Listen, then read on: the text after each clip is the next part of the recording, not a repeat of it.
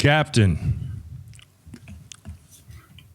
What's happening, my man? How you doing, Saint? I am good. Man. How is the ship running lately? Rough seas, but it's going, man. We're still going full steam ahead. But yeah, the seas have been rough. The winds have been dead at times, but things are starting to pick up, so it's looking good. Yeah, you seem like you can handle. You seem like the type that can handle rough seas. Well, I've been around the block a few times. I've been around the crypto block a few times, and even in this here community ecosystem, whatever you want to call it, in RH land, I've seen both, prosperous times and hard times, and it's just a cycle. We just got to get through it. Yeah, that's true. It's a cycle. Yeah. Mm-hmm. Yeah. So cool, man. So for those of people who are watching who are new, tell us who you are and how you found your way to crypto and or the Hart man. Cool. So yeah, I know sometimes I think my story's been told so many times that people automatically assume they know it, but whatever you want to tell us. It's simple. I was a blue collar worker for 30, 35 years as a millwright, but always trying to make ends meet on the side, having a side business, this and that. I ended up just through circles and people that I was involved with in the gaming world, supporting a game called Counter-Strike, social media platform that we built way back in 2000, 2001, to support that game and the professional gamers that were competing with one another. And in that, ended up in the IRC chat rooms and seeing the Bitcoin chats going on, and what was this thing? It's a glorified PayPal and whatever, and ignoring it. What year was that? 2008, 7, 8, 9, somewhere around there. Wow. Okay. And because it was, they were talking about it for a while. This isn't in game. Right. They were trying to sell us in-game cryptos to our platform. There are people out there that are doing it that are out there today and still doing well, like Brock Pierce and them that were selling in-game cryptocurrencies and stuff like that for WoW and all of those platforms. But we ignored it. We passed on it. And then in 2014, after hearing a little bit about it, now they're trading it, on Mount Gox, and doing all this stuff with it. And it's like, wow, that's kind of weird. This thing turned into like a stock or something. Well, in 2014, somebody asked me for some crypto for some trade for some work that they did on one of our pieces of software. And so I went in and set up the wallet and did all that, and got the Bitcoin in there and sent it to them. And there was a little bit left over, like 30, 40 bucks and change or something. And then about 6-8 months later, somebody asked me for some more. And I was like, oh man, that cryptocurrency thing, Bitcoin, you want some? So I opened up that wallet to go get some more to put in there to send to them or whatever. And I noticed that the 30, 40 bucks turned into like $600-800 bucks or something like that. I was like, wait a minute, what the heck's going on here?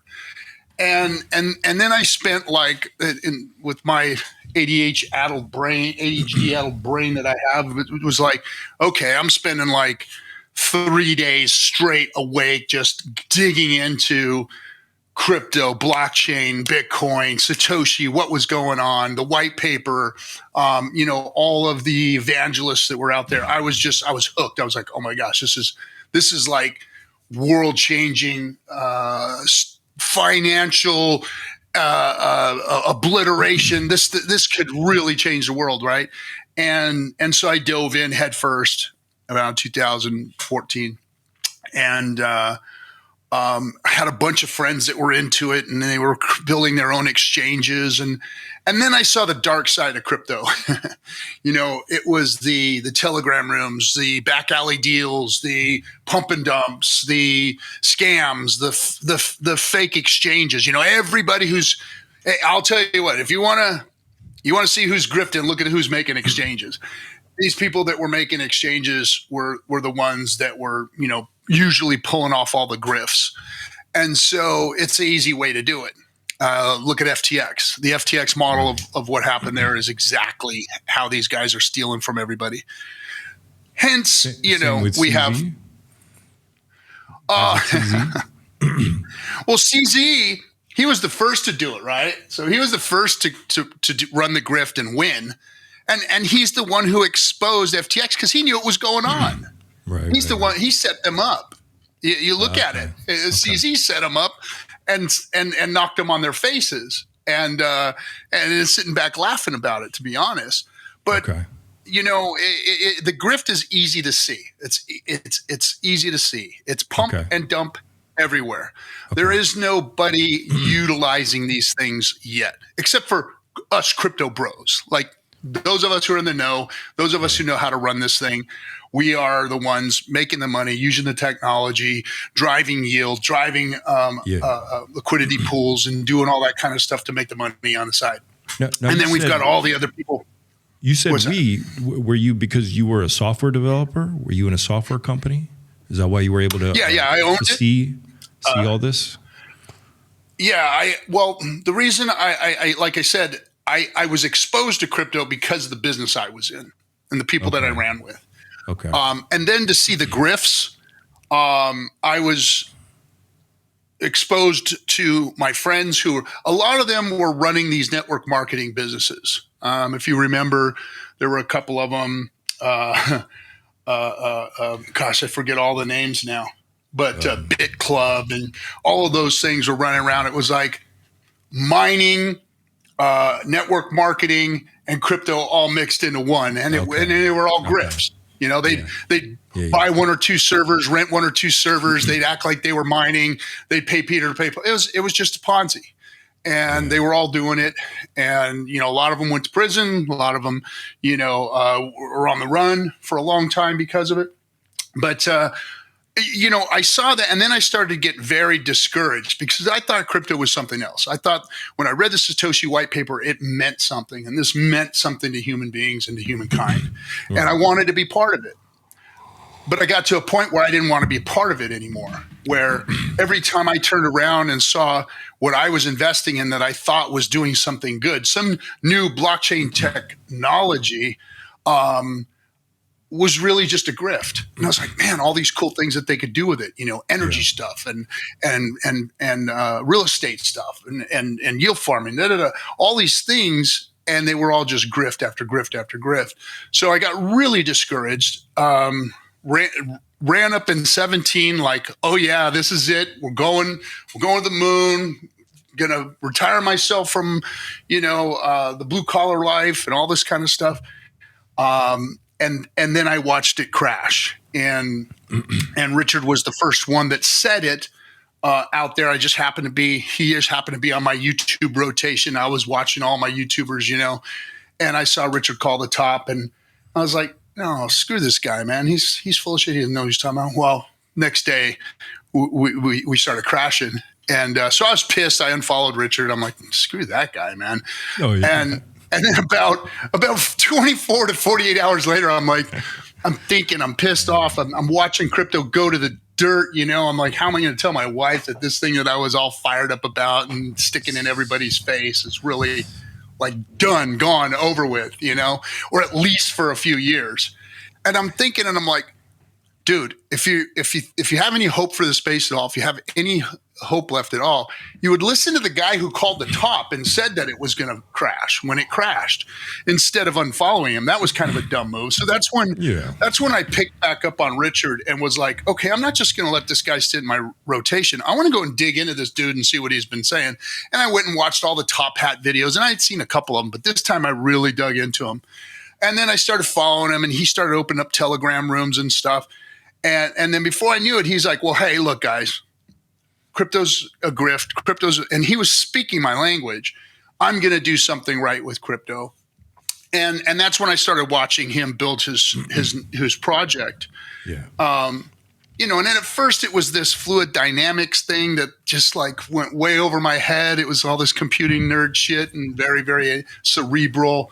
And I was like, yeah, I don't get it. I'll sit here and watch, but I don't get it. And then he said, how did you know he wasn't a grift? Because you'd been around grifts nonstop. So check this out. So I grew up in Inglewood, in the streets of LA, and as a little white kid in a black neighborhood. And I learned a lot of things on the streets about people. Yeah. I learned about bad people. I learned about good people. I learned about good people going bad. I learned about bad people that were good, and just learned how to navigate to survive, right, as a little boy. And then watching all of these guys grow up, just learned a lot about the grifters and the people who were real and the people that seemed bad but weren't. And I saw something in Richard that resonated with me when I looked up to some of the people in my neighborhood that I go, that's a bad dude, but you know what? He's never going to do me wrong.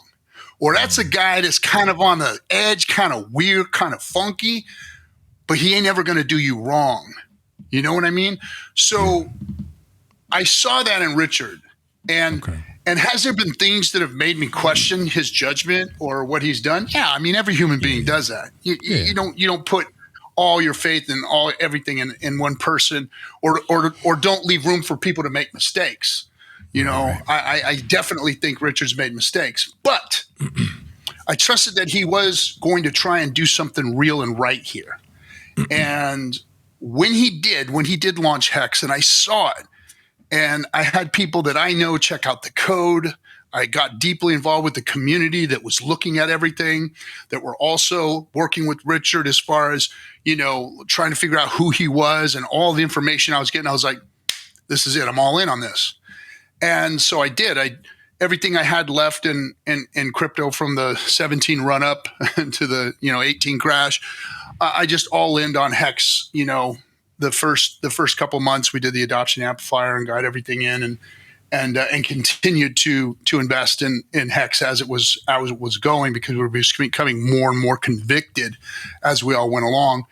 And then as time started going on, I was like, well, there is some really, really smart people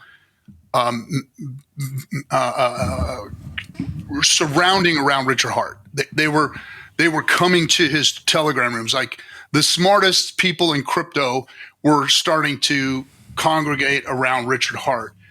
And I said to myself, these guys, we got to pull them out of the Telegram rooms. Them just sitting in the TG rooms, speaking all of this alpha to each other. Man, the world's got to see this. So that's when I decided to start YouTubing and create Discourse Syndicate. Like, hey, anybody come on, because I wanted some of those guys to come out of the woodwork and just jump on my show and feel safe and comfortable saying the things that they were saying in Telegram. And, and because of that, a bunch of those guys started their own YouTube channels. They became kind of the Hexican community. We coined that phrase. We said, we're Hexicans. This is who we are. This is what we're about. This is what we're going to explain to you. And it was all about Hex, and it was all about camaraderie. It was all about smart people coming together. It was all about bringing what was left in crypto of good people that wanted good things. It was about bringing them together. And we successfully did that. The future was yet to be told. The rest of the story hadn't been told yet, but that's when it was bliss, when we all came together. We rallied behind what Richard had done, what Richard was saying, and we all started to change crypto. We really did, and it was recognized, obviously, by the powers that be, because all the Maxis came at us as hard as they could. Like, they should have left us alone. If something doesn't matter, if something's wrong and just as ill as they said it was, then they would have never came at Richard and us. They would have just ignored us. The BTC Maxis? What's that? The BTC Maxis? Yeah, the BTC Maxis. Yeah. Okay. And the crypto Maxis in general. It wasn't just BTC Maxis. It was everyone. Everyone was coming after but us. RH was strong in the BTC community. I remember he was going to all the conventions or meetings and what have you. So I would think he was known, right? But until he said Bitcoin was shit. Okay, that'll do it. And I made something better. That'll do it. You see what I'm saying, man? Because there's a lot of money in Bitcoin, and these guys who just sold all of their Bitcoin to BlackRock. And by the way, Maxis, if you're out there listening to this, they sold you out. They sold you down the river. Your Maxis gave it all to BlackRock. They just did that over the last year. Now what do you think? You know, ticking time bomb. The thing that you've been railing against, the exact entity that you're afraid of having control of the money, your Maxis sold their Bitcoin to them. That's what just happened. BlackRock, the number one perpetrator of all of your financial woes and your financial arguments out there for why the dollar sucks and why the world economy sucks, you guys just sold your Bitcoin to them. And people aren't even talking about that enough right now. Like, I don't get it.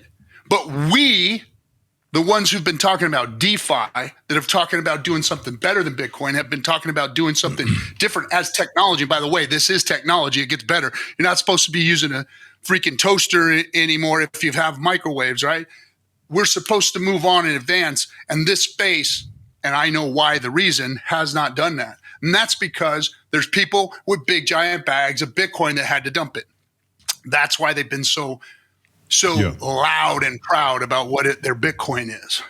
Yeah. That makes sense. Hey, by the way, Captain, the feed started getting a little bit pixelated.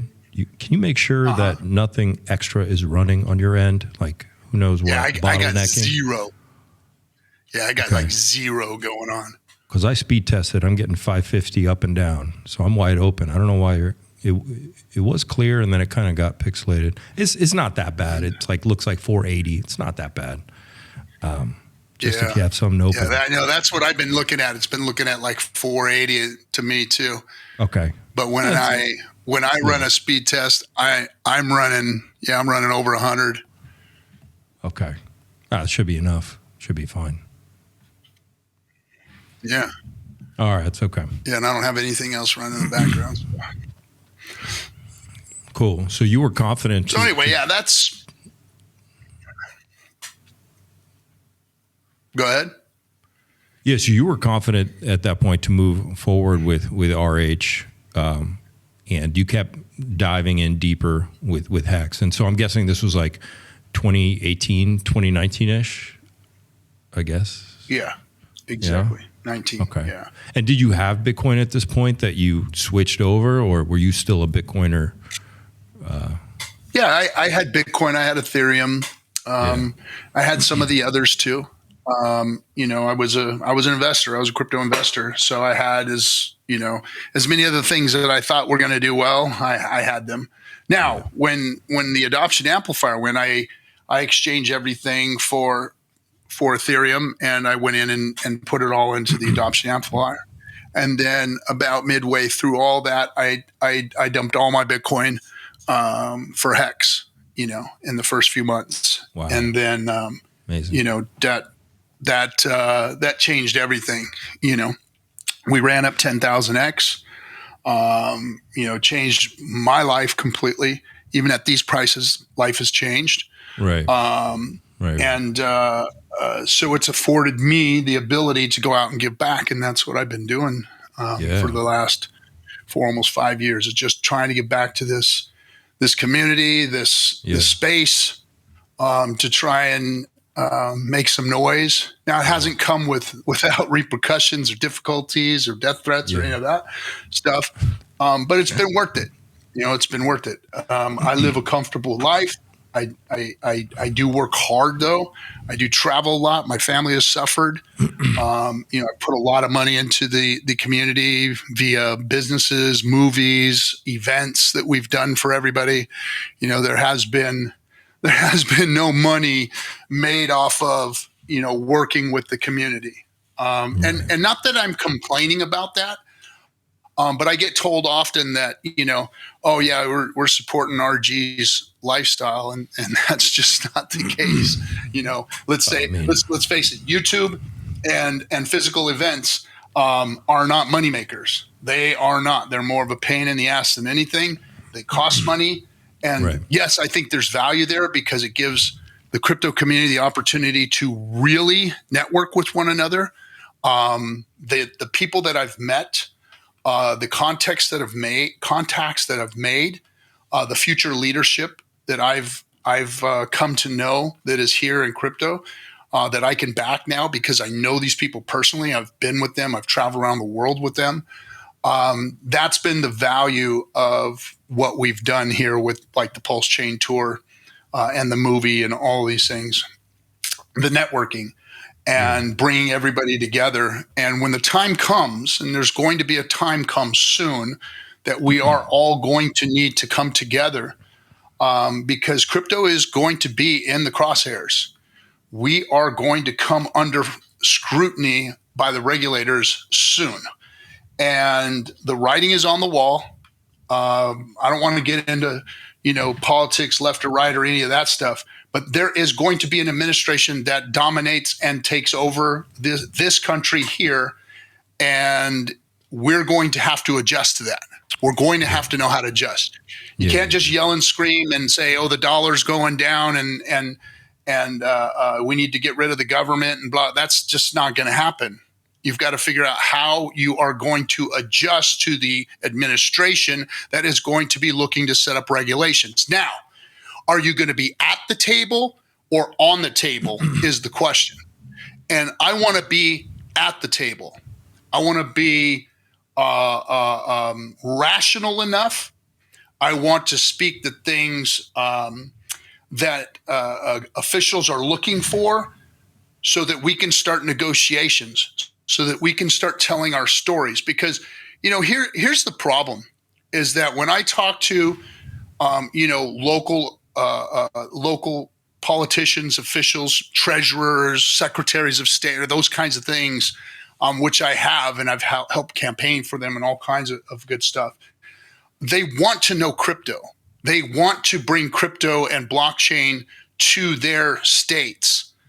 However, nobody in crypto is helping them to explain how regulations and how we as a community can help them as regulators come to a place of understanding that we can make everyone on all sides happy. Meaning, how are we going to make the crypto folks happy with regulation, and how are we going to make the people that actually care about their constituents and what goes on in their states happy? And a lot of people call that a sellout, but it's not, because it's how government is supposed to work. It's give and take. It's people coming together and talking about how things are supposed to be done versus all this backbiting and fighting and no, it's my way or the highway. It didn't used to be like that. When I was a young man growing up, people came to the center and discussed. And yes, you may have had your feelings on this side and they may have had their feelings on that side, but somehow, some way they gave and take with one another to come up with a solution. Yeah. And we've lost that in this country. And if crypto loses that, if we don't figure out a way to make it happen on all sides, then we're going to lose this little thing. Don't forget, not too long ago, and some of you guys might not remember it, but there was a little thing called Napster. And Napster was where we all got to take music from the internet. It was the most beautiful thing ever, right? Now we can use the internet peer-to-peer. Nobody knew we were taking music out of thin air, man. It was like a beautiful thing, and right now to look at it in retrospect, it's like, that's ridiculous and silly, right?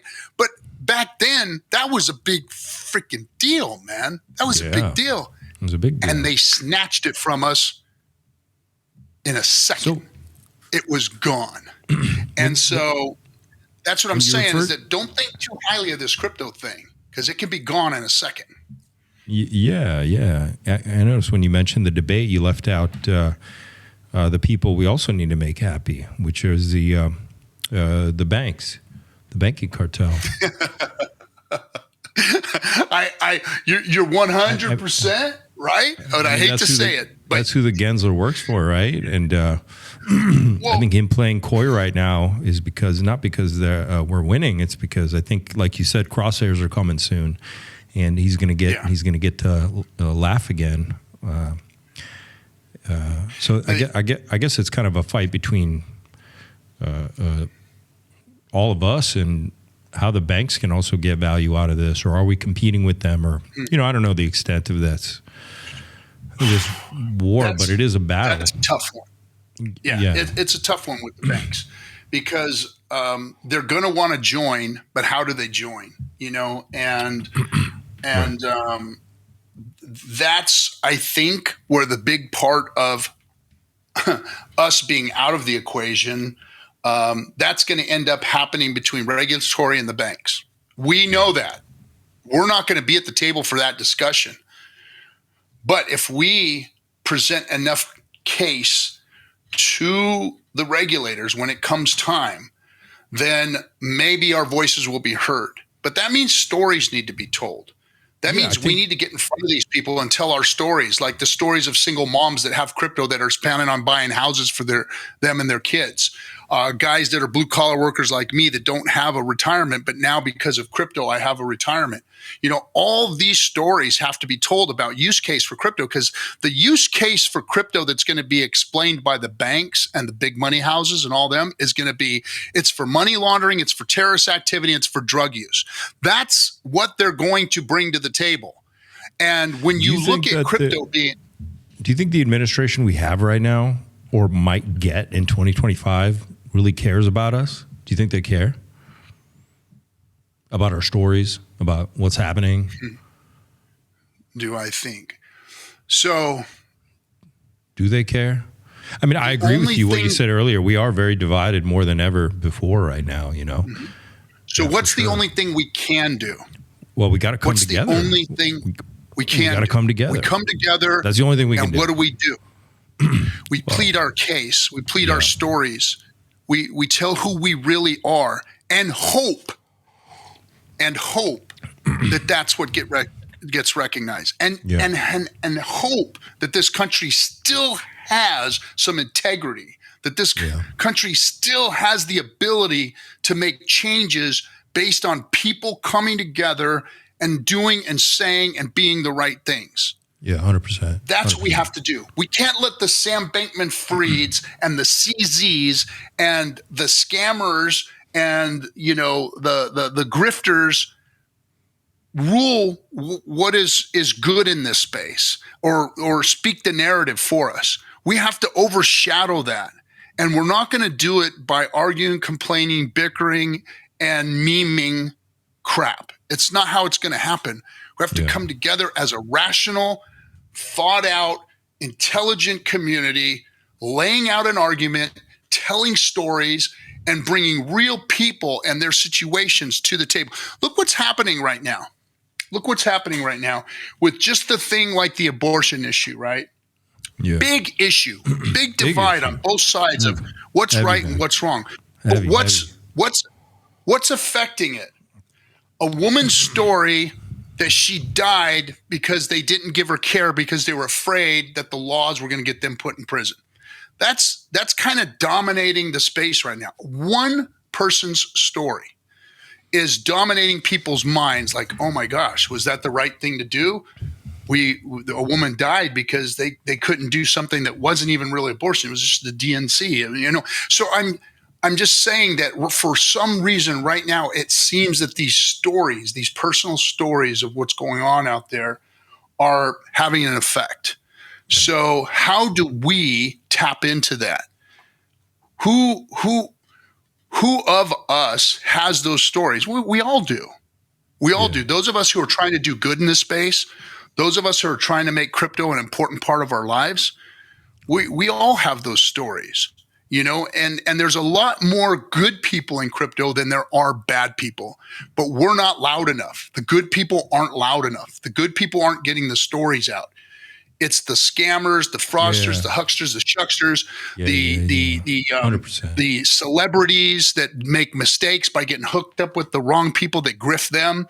Those are the stories. In fact, our movie that we put out, which wasn't a feel-good movie, but it wasn't a salacious movie about murder, rape,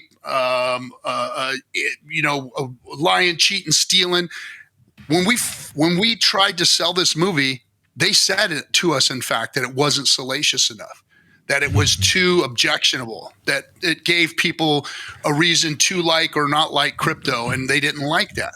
They wanted entertainment value. They wanted a murder. They wanted somebody to lose all their money. They wanted somebody stealing billions and running off and changing their face. That's the kind of stuff they want. They didn't want to hear the movie that we gave them, which was an objectable look at crypto. Like it or not, here's what it is, and here's how to do it right, and in our opinion. So the space itself needs to come to the rational decision that we've been doing it wrong for a long time. And because of that, the media, the governments don't take us seriously. They don't. And we've got to figure out a way to do that. And that's why I tell everybody, they're like, hey, RG, why don't you lighten up a little bit? Or, you know what? I'm not the funny guy. If you're looking for me to be the funny guy, I'm not. I'm not built that way. I never was. I'm not going to be. I'm the guy that's trying to talk truth to power, being real about this shit. And I'm sorry, I'm not a memer. I'm a Gen Xer that's trying to get serious about this because I ain't got much time left.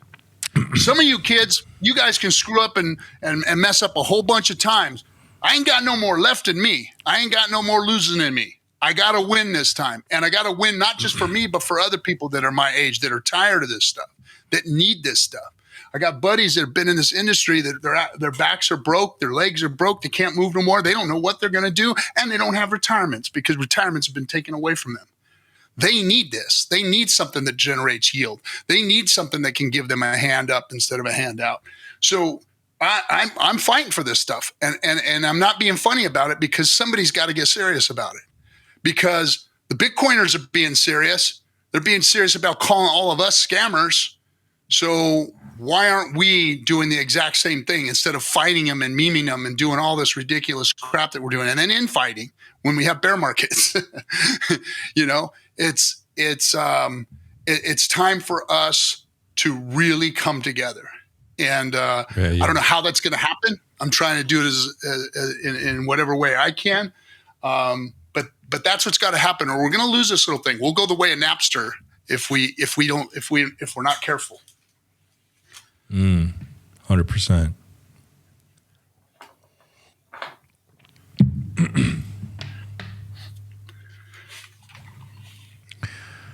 Well, I got some questions. Yeah, let's go over some questions. Let's do some questions. I'm gonna, and we're back. All right, let's talk about the court case. All right. I know that you've been very actively involved in bringing people together, and I know you guys are also organizing something about going down there in New York, correct? Yeah. What's going on? What are you guys up to? So on the date of the court case, which is October 24th, I believe, we are going to enforce en masse, show up to the courthouse steps and be there to support and represent the Hexkin community for Richard Hart. Okay. As far as we're concerned, the lawsuit that was brought against him was extremely frivolous, incorrect, bad information. In fact, most of the accusations can be solved by just looking at the blockchain. Their timelines are ridiculously. They said he stole money for something in October that he did in January, something like that. So it's very badly done. the lawsuit against him, the case against him. I think that the reason why it's moving forward as it is because, if you don't know, Richard Hart has basically, when it comes to cases, against the SEC or defending against the SEC, he has murderers row for lawyers. I mean, these guys are the best of the best. He's got 11 of them that have, gone up against the SEC and beat them time and time again. So why, for such a weak case, do we have such a strong, legal team? And when you look at the last few months of the things that have been said, the freedoms and the rights that blockchain and crypto offer really sit well within our democracy, within our Bill of Rights, our Constitution, and they've got some really good arguments to make. And as bad as the SEC case is, and as good as these guys are building the case almost against them, it's almost like they're using this to showcase some really important questions that crypto, blockchain, and our space need to ask the regulators. So I'm really excited about it, and I'm hoping that that's what happens. So we're going to go out there and support the case, and then of course it's going to help to frame a narrative on how we're all going to move forward. And it'll be 1 month. Or it'll actually be days before the election in this nation. Where is RH right now? Where is he? Where is he? He's not in this country. He's outside the U.S. He lives abroad. He does not want to live here. One of his big reasons is that he thinks it's too dangerous here in this country. Danger from criminality or from the government, or what do you? From criminality, and I don't think that he too much. I think, I mean, this is just in my opinion. I think Richard Hart is a more kind of libertarian-minded person. I think he's one of those guys, and so I think that this country's politics are not, to his liking. Yeah. So he'd rather live abroad. Now, the funny thing is, when I first heard that years ago, because I'm a patriot, I'm a Marine, so my dedication to this nation has been, one of giving up the most important thing that I have, which is my life in its defense. So I believe that there's value here. On top of that, I'm half native, so this land, the dirt itself, is important to me. So I never really thought the way Richard did until I went to Europe and spent a good, month in Europe, and seeing how incredibly beautiful those countries operate, function, are, how accommodating they are. I've also looked into a lot of their tax laws as far as crypto nomads are concerned, and they treat you better. I've got to say, and that's one place my nation really needs help. Really needs to take a look at itself. It's failing a lot of people, and I'm hoping to fix that versus run away from it. Okay. It doesn't mean that I wouldn't, go and move abroad or whatever, because I really did. I loved it in other countries. There are a lot of other countries out there that just what other countries well. Did you like? Which one do you like? Well, I went to Spain, Portugal, London, Germany, Malta, all of those places. I've been to Puerto Rico, where it is a U.S. territory, but it is crypto friendly there. I liked all those places. Now, some of those places are more and less hospitable to people who are either single or married with kids and stuff like that, of course. So that all has to be taken into consideration. But yeah, there's a lot of places out there that just treat you, your money, and your position better. And I think that this country has to take a look at that and see how they're going to keep people like us in this country and bring it to the country. It's a possibility. What's that? There's a possibility you might move. It could happen. It always has been a possibility of being more of a nomad. I probably would have already done it if I wasn't married with kids. And that changes the equation. Because it's not easy to just pick up. And a lot of these countries, in order for you to receive the benefits, you have to spend a certain amount of time in those countries. And that would mean uprooting and moving your family every few months to 6 months. And that's hard when you have young children, a wife that has family and all that kind of stuff. It's just it's just not something that you just do. It takes a certain kind of person or family to be able to pull that off. Well, then it's good that you're there in the States, putting up the fight, bringing people together. I think that's really the secret, because people have been divided. So the solution must be to multiply and come back together again, because we outnumber the government, we outnumber all these banksters. We are the majority by far, but we got to come together for sure. Yeah, definitely. And how are we going to do that? That's the big question, because when you look at the space, there's a lot of, animosity and tribalism towards one another. But where are we actually finding the places for us to come together? Where are we finding the mediums that are going to unite us versus keep us on separate teams? It's almost like soccer here in crypto. It's like, okay, how are you going to get a bunch of soccer fans to come into one stadium and root for one team that may not be theirs? Good luck. So the Hartman's the things he's been wanting to do seem to be coming true. And he mentioned, now that we're talking about living abroad, he mentioned making, maybe a country or a place to congregate. What do you think about that? And where geographically do you think he was saying you would make this place? Well, we'll call it Hexaco, but where?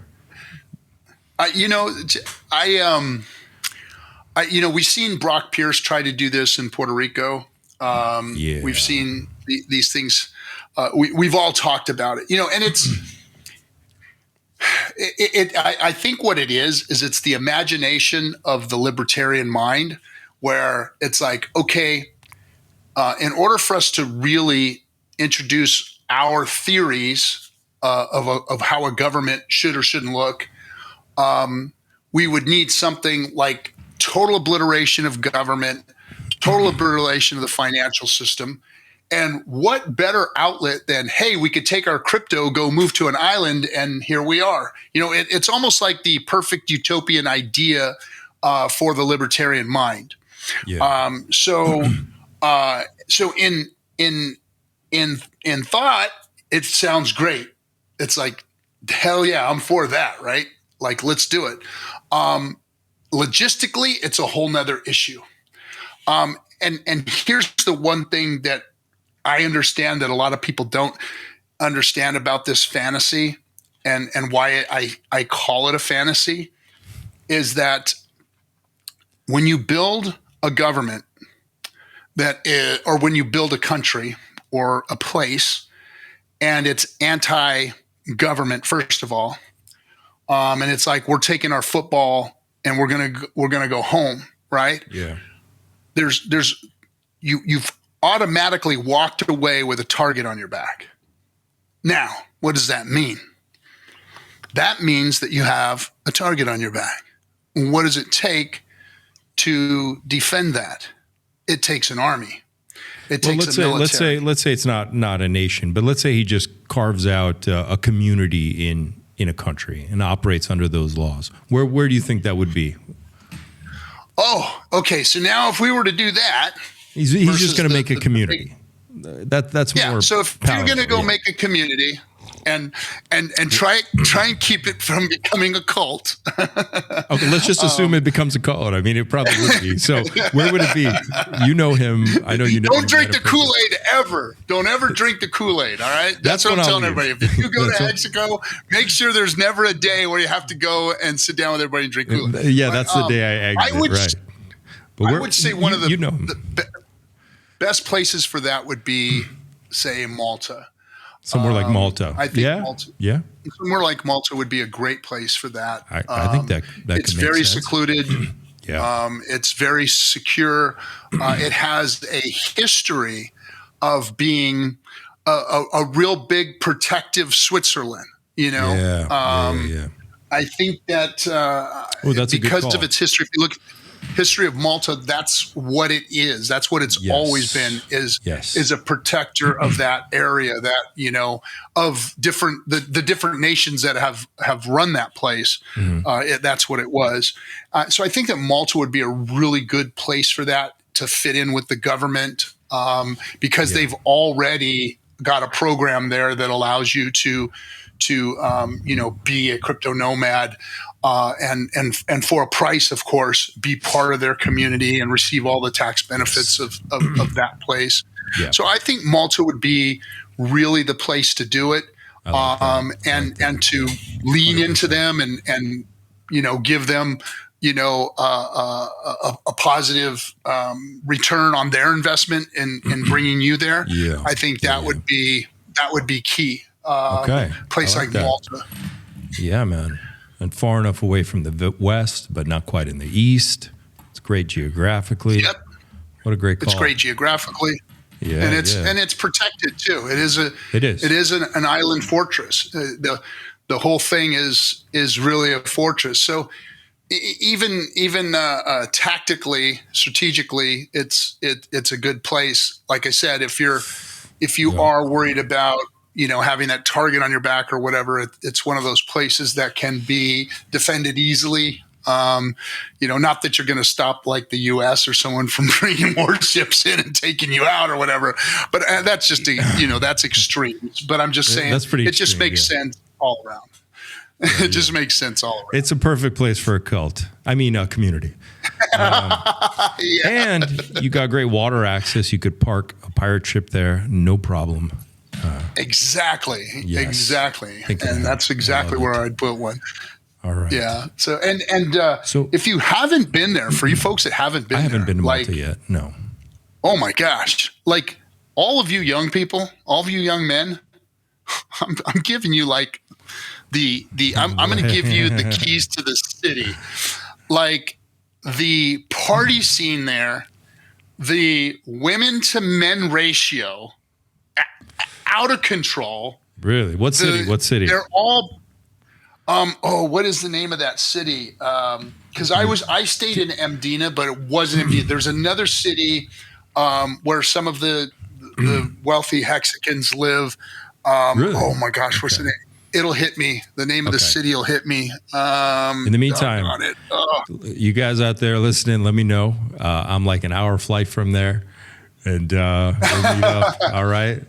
It's not hard. You'll as soon as you go there, you'll find it. And you'll think the of it. When you think starts, of it, jump in. Like Thursday and ends on Monday. I mean, it's just it's insane. It's a beautiful place. Young people, especially young crypto guys, should be checking that place out. Okay. Because we'll put a tour together. It's got a lot of history there, and it's just very friendly. The best of the best in Europe are there. And I think literally like from London, because of whatever it is, like from London, like the flights are like $30, $50. Yeah. It's insane how cheap flights are. Yeah. Flights to Malta are pretty expensive. And if you're in Europe, it's like, depends where you are, but they're like, for me, it's like an hour, if that, you know, maybe from London, it's 2.5 hours. I don't know. It's awesome. Yeah. And like a lot of when I was on the flights, I seen a lot of the guys that were, I flew them back and forth to London from there, but like you seen like on Sunday when I was leaving, like all the party guys jumping on the plane going back home to London that were there just for the weekend or whatever. Yeah. And it was like, okay, I see what this place is. And but just I don't think that unless there was, like you said, a cult commune there or a Hexaco or something like that, I wouldn't move there only because of its hospitality. Now, don't get me wrong; it's got all of the amenities and things that you need. But again, like you just said, it was like three. You just said it was like 3 women to every guy. I'm 57, bro. I don't care about that stuff no more. What else do you want for hospitality? That's the ratios to me aren't what matters. When I was younger, the ratios mattered. Now it doesn't. What matters? What matters? What are you looking for? Because all that is to me is more money, more money, more money, more money spent.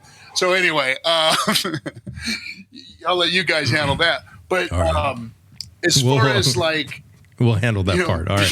Which part are you worried about? Yeah, you guys handle the part. But on the day-to-day, living, you're on an island, on a small island, right. Versus being in a country where you have, hardware stores and grocery stores and places to go and do and that kind of stuff. You are on an island, and it's a small island, and it's a rock. It's there's like 2 beaches, and it is an island fortress. So you've got rock cliffs all around it and rock. And so it's not a real hospitable place, but for a nomad, for a young person, for something like a Hexaco, it would be a perfect solution. Perfect. All right. Yeah. So speaking of Hexaco, what do you think of Hex? We've had some green candles. We got eHex and pHex. What do you think of each one? Yeah. What do you think? Which one's your favorite? So, well, the cheapest one's my favorite, just because it's cheaper, and that means I can buy more of it. Because here's my take, and it's always been my take. From the beginning of my shows, you'll hear me speak to how important Hex is to finance and the global finance as far as inflation goes, as far as yield generating goes. There isn't a better product on the market. eHex is cheaper. eHex is cheaper by 2/3. And in my opinion, and not financial advice for anybody, of course. Yeah. But if you're going to get something that is of equal yoke, and one is cheaper, then the cheaper one to me is always the one that's the most valuable at the time. So eHex is just my favorite because of that. I think that Ethereum will end up fixing its gas problems, and we've seen the gas prices come down and all that kind of stuff. Right. I think that PulseChain, as it pumps and moves, we'll see gas inflation. So we're going to see an equaling of the two as far as, the thing that distinguishes them from one another is literally the chain that they run on and the gas prices. That's it. They're both the same, identical. I think that the products are so valuable and going to become so rare that you're going to need both of them to supply the world. And that, to me, means that they're both of equal value. I don't like either one any less than the other. Now, as Richard said months ago, hey, the market spoke. pHex is better than eHex. And he was just stating some facts that pHex at the time is better than eHex. And that's because of gas fees. Not that there's any change in the code, not that there's anything that it does any different, any better. It just sits on a better, faster, more reliable, cheaper chain. That's it. So with that being said, if those metrics start to change in any way, where PulseChain slows down a little, gets a little more expensive, Ethereum improves itself. All right. Of course, if Ethereum improves itself, then PulseChain will also pick up those improvements. So it may end up being better. So you may always have a little disparity, but they're all going to move equal with each other. They're all going to move with each other. And at times you may see eHex go above pHex, and you might see them back and forth. I was always under the impression, as I see it, that's what was going to happen. There were a lot of people that said, Hex is dead. It's never coming back. Let it go away. Let it die. Blah, blah, blah. Richard killed it. I didn't believe any of those narratives. And obviously that narrative isn't true because it is closely trailing pHex. So that's a fact of the matter. All right. So what can we expect? What do you think? You think we're just going to kind of be stagnation for a little while, or do you think we're going to see some substantial growth in the near future? And from what you're saying, you're saying eHex might outperform pHex. Is that what I'm getting? Yeah. Okay. I think that we're going to start seeing some movement. And it's just because of how I've seen these markets move before in Hex. We start to see these buys. And like while we were chatting here, $100,000 buy just went in. No. So we're starting to see significant buys go in daily. So we're seeing $200,000, $300,000, $400,000 a day moving into Hex. And once you start seeing that happens, the FOMO. So, I mean, look at the chart. Look at it. You're starting to see it move. I don't look at charts, but once you start seeing things like that, that's kind of the direction that it's going in. It's gone in that direction before. We've seen these type of moves before. In these time frames, we're in a bull market. We are running into the bull market. So it only stands to matter that, Hex is going to start pumping and people are going to start utilizing it. And that's what we're seeing. That's what we're seeing. All right. And what do you think? How do you think Pulse is doing? The same.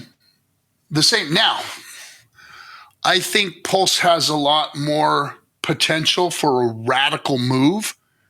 And that's either way, unfortunately, because there is so much of it out there in big wallets. And here's the problem with crypto is that early adopters, a lot of them unknowingly or they're just uneducated to markets, get these big bags.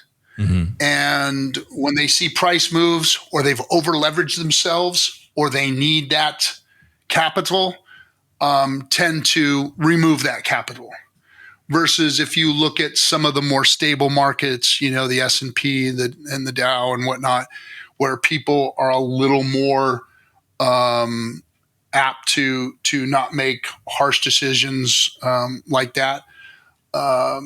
We still live in and we still operate and function in a space that is uneducated, that is inexperienced in trading, and that's why we see these volatile moves like we see. And that's just part of the game, and you've got to learn how to function within it. You're going to have irrational moves. That's just the way it is in crypto. So, that I think that PulseChain has a lot more potential to move faster, but that's to each side. Do you have like a number that you've thought about that from, let's say, SAC price, how many X's we might do, or from where we are now? The next run, which is this, I would have had a different answer for you a year or two ago than this one. I think we all did. But this space has changed so much. Politics has changed so much. Regulatory and those people who are involved have changed so much that there's all kinds of new parameters. And even Richard has said this in the past year or two that, this bull market or this bear market is different than other bear markets because of this, and this. What did he say? What did he say? I don't know if I caught that. Well, he was talking about, the GOX coins coming out, the ETFs, all of these things were changers. Right. If you remember when Bitcoin ran to 70K before the bull market was supposed to start, before the halvening, all that kind of stuff, right? Yeah. So that was a misnomer. That was kind of a pariah, right? So we saw that because, I mean, I was watching the OTC moves and I was, kind of yelling at the rooftops, hey, everybody, Bitcoin is selling like crazy. I'm watching it move from wallet to wallet. I'm watching USDC and dollars move, USD tethers moving back and forth. So billions of dollars were trading hands behind the scene in OTC moves. And nobody was talking about it. Nobody was saying anything. And then all of a sudden, boom, Bitcoin started jumping because the people saw what was going on. People started jumping into Bitcoin. And then it wasn't days after we started seeing the run up that BlackRock announced that it had all its Bitcoin already. So there was OTC moves going on. And that changed the dynamic of the bull run, right? Because now we had a lot of people shooting their wad before even the halvening come. And usually we see that come around October is when everybody starts to, we see October come and everybody's going, okay, here we go. It's time for the bull market. Halvening's here. Next year's, it's going to start moving. April, May is going to be pumping. So we start seeing people make moves. Well, this year that kind of changed because everybody made some moves early when Bitcoin ran to 70K, right? So that kind of fouled up the system a little bit as to how we think. But when it comes to Pulse, I've always thought 150 to 250x was like not out of the question, which should be like from SAC should be its run, right? Should be its run up. I always thought that was the run before the correction, and then see what it does its next run. That was always my opinion. Now that's a very conservative opinion based on new blockchains and new L1s, right? I mean, because I think the lowest piece of shit L1 did like an 1800x from its launch. So very conservative look, but I think that that's what it could be. Now, with everything that's in play right now, regulatory getting ready to come hard, I don't know what that means. Richard's case, whatever direction it takes, I don't know how it's going to affect the whole system based on what kind of news they come out with, whether they make it look bad and they make him pay a fine, or whether he gets total vindication and brings up questions about blockchain's existence as far as our rights go. On the other hand, I don't know which way it's going to go and whether it's going to make him a hero or look like a zero like the rest of the folks out there that have been fined for doing something wrong or whatever, but still allowed to exist. So I don't know what kind of effect that's going to have on it either. But I've always thought that 150 to 250x is not out of the question at all for its first big run up. I like that. And what do you think of PulseX? That was most stacked for. You think it's going to outperform Pulse? Look.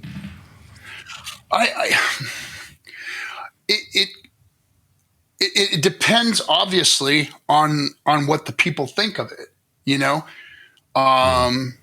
It's another DEX. This is since December 23 against Pulse. This is crazy. Crazy looking. Yeah. It's done well against Pulse, right? A lot stronger than people anticipated. People were really trashing it in the beginning, but it's really performing. Yeah, it's performed well. It has surprised me, but there's been a lot of things that have thrown me off. There's been a lot of surprises in the last year. There's been a lot of surprises.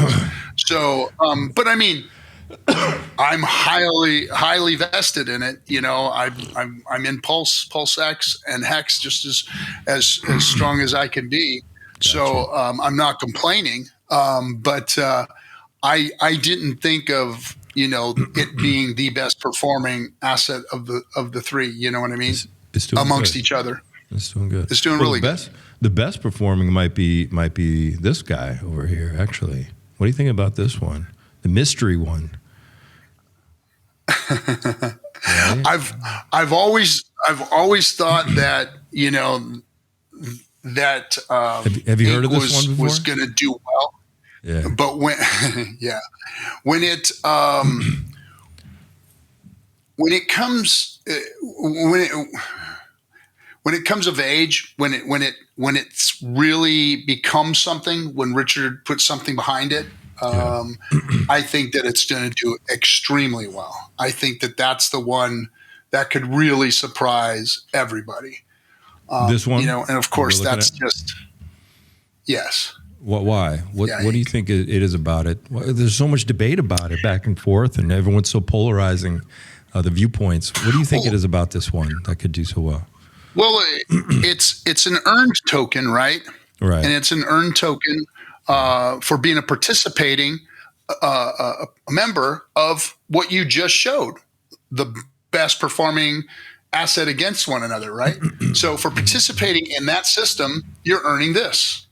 And what happens if this changes somehow or becomes valuable somehow for another reason? Richard puts something else behind it or around it, in front of it, whatever. Then it has a potential to really move because it's not the easiest token to get, right? Well, you can just buy it. There's a lot of liquidity. You can just buy it. Well, of course you could just buy it. Yeah. You can just buy it. But what happens when people start buying it? Price goes up. Of course. Yeah. So this thing's being really created without the price going up, but people participating. So I think it has a lot of potential, potential to make big moves, Okay. In the upside, like I said, I think Pulse and PulseX have a lot of potential to move to the upside or the downside.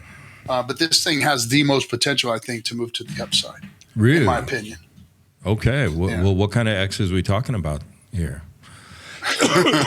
What kind of potential are you talking about here?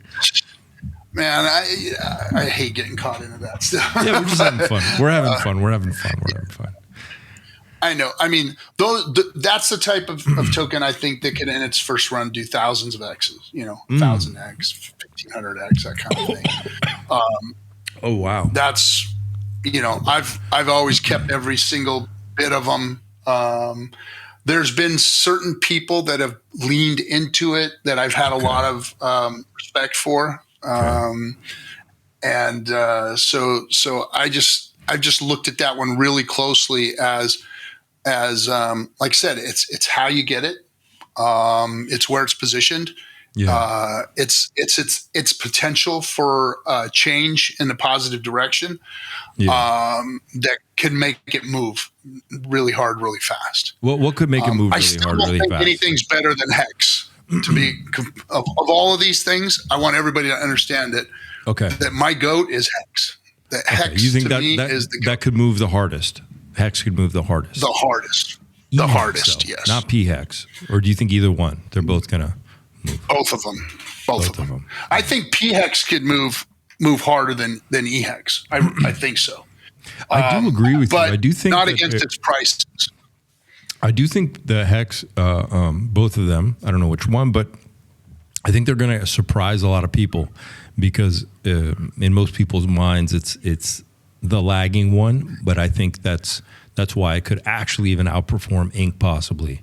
It could outperform everything. It's also been hammered down so much too. So, yeah. Well, and look where it already did. I mean, history just tells you it's like this thing already rocketed itself to 56 cents. Did 10,000. Let's not forget that. 1,000 easily again. Yeah, at least. Bitcoin's done millions of X's. That's true. Millions of X's. X's. True. Very true. Very true. Why can't Hex do 100,000X and 10 times that 10,000X? You think so? It's possible. Of course. Yeah. Of course. It's better than Bitcoin. I didn't name my tour better than Bitcoin for nothing. Hex is better than Bitcoin. And there's a lot of reasons for it. And we've laid it all out there for the crypto bros and for everybody else. But nobody's speaking that much. Everybody's looking at price charts and what it could do and what it's done in history and all this. Right. Let's just look at the logistics. Look at the logistics of Hex. Like, it is a true proof of stake coin. It is truly immutable. There are no mining pools. It has never been down. It has never had inflation bugs. Right. All of these things can be tagged to Bitcoin. All those things that I just mentioned, Bitcoin's been hacked 3 times. The website sucks. They don't even own it. There's nobody that wants to make changes. They've been building Rube Goldberg machines on Bitcoin to try and make it usable for years. And it hasn't done what it said it's going to do. It doesn't even apply to its own white paper. Bitcoin is garbage as far as I'm concerned. Now, I'm not saying that Bitcoin didn't pave the way or wasn't the first and all that kind of stuff. But hey, it's time to move on from the VCR. We're streaming video now. It's time to this is technology. This is the only space where we've been forced to look at old tech and call it good, that in all of history's existence, never have we had to look back and say, okay, we're going to keep this old tech. And the reason we keep this old tech is because there are human beings that have big bags of it that need to sell it. That's the only reason. And that's a horrible reason. Horrible reason. We need to move forward into better products, better things that the blockchain can bring to us. And Hex is the first iteration of that. It is the first true DeFi coin to ever exist for all of us to own, self-custody, draw yield without any middleman. And it's worked flawlessly like that. Flawlessly. The only thing that hasn't worked in people's opinion is Hex's price pattern. That's it. And we all know that that's any early day of any crypto, especially something like this, is going to be volatile. You're going to have people with big bags that don't know what to do them that hurt the price. That's what happens. You're going to have people that over leverage. You're going to have people that in a bear market cannot resist. You're going to have people in bull markets that hold on too long. All of those things are factors of an immature market that are creating the volatility that we see.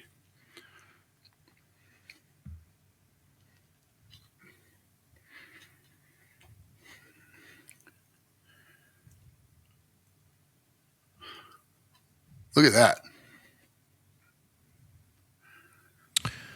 Slant.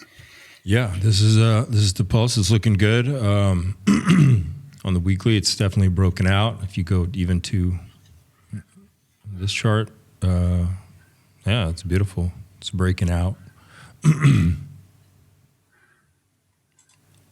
Yep, we just need a retest. We're off to the races. All right. So what do you think now about, well, I'm going to segue into this one, but what do you think about Atropa?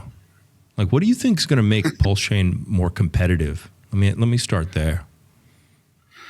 What's going to make PulseChain more competitive? Well, it's going to be people utilizing it, using it.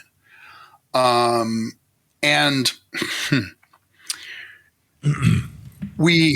the problem, I think, is that we don't have use case in crypto. We don't. It's all about number go up, buy, sell, number go up, buy, sell, number go up. Right. That's what we've got. And whatever shiny object draws people to exchange their money. And the problem in crypto, especially during a bear market, is the doors all close for money coming in, right? And we all shift our value around and try and see who can sit on this side of the screen and beat the other guy on that side of the screen. Because I equate it, I don't know if you've ever seen like some of those African safari films where all of the animals are happy because the Sahara has its rains and they're all drinking and everybody's drinking in the water hole, and the elephants and the birds and the crocodiles and everybody's happy. And then it starts drying up in the summertime and it turns into a mud puddle where there's one monster crocodile in it and there's a tiger trying to drink out of it. And then there's one elephant there and they're all fighting everybody else off for that last bit of that mud hole, right? That's where we are. We're in that mud hole with everybody trying to drink from it. And And that's when things get vicious. That's when there's problems. That's when people oversell. That's when people get wrecked. That's when we see the chaos and the pandemonium that we have. We're in that mud hole right now. Well, it's starting to rain, and everybody's starting to feel a little better. A lot of the vitriol has slowed down. I can be the first to attest to that, because my DMs have slowed down from the FURGs to the, now nobody's saying anything. So that's good. Next thing, it'll be praise and thank yous and all that start coming once the bull market comes in. But that's where we're at. And that's what why would people send you FUs? What did I miss? What did you do? I asked the same question. Did you release an altcoin or something? No, all I have to do is say that I'm even involved with somebody building on PulseChain, or supporting somebody that's building something on PulseChain, and I'm a grifter. So and then and there were, in the early days, there were death threats from outside the community. Because they didn't like Richard or what we were all doing or whatever. And then it turned into, what we have today with infighting and people calling you a scammer and a grifter and a this and a that, and it is what it is. It doesn't really matter. But that's the problem we have in crypto, is that we all get into this incestuous kind of what's left of the money bouncing around, the market cap not moving up because new money's not coming in. The money that did come in came from a monster entity and went to Maxis in one space, so that nobody got to fight over that. What are you referring Bitcoin was sold to BlackRock. What are you referring to? The Bitcoin that was sold to BlackRock. The Bitcoin. Okay. So, got you. So the billions that came in wasn't retail buyers. The billions that came in were from BlackRock, and it went to private equity holders in Bitcoin. So that didn't move the price much. The 70K run up was just people finding out about that. That was the 70K run up. And now you're at more of a stable market at 58,000, 59, 60,000, right? That's a more stable market for where we should be as far as the run up goes. Maybe a little higher than we should, but anyway, until new money comes into the space and starts distributing amongst the rest of the day-to-day players, you're not going to get togetherness. You're not going to get that unity that you want. So you're one of the OGs, all right, and that's for sure. You're definitely community building, but a lot of the OGs got a bad rep because a lot of them started either making their own token and pulling people off the community into their project and what have you, and a lot of them weren't out there promoting Hex or making content or supporting people like you who are community building and making content. So what do you think? What do you think's going on? Do people have a right to not to say negative things about the OGs in Hex?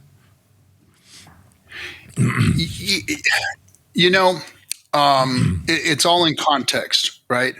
What are those OGs or supposed OGs or community members, period? I hate the word OG because we're talking about 5 years in a place. Like I got underwear that's 5 years. These were the early guys, right? There was like Gunther, and then there was some other guy like Jay, Titan X guy, or something. Like different people started making their own thing and pulling people off, right? Instead of supporting the thing that made them successful. So that's one of the problems I have with the crypto space, especially in a bear market, is abundance thought. We don't have a thought of abundance, and that's one of our biggest issues.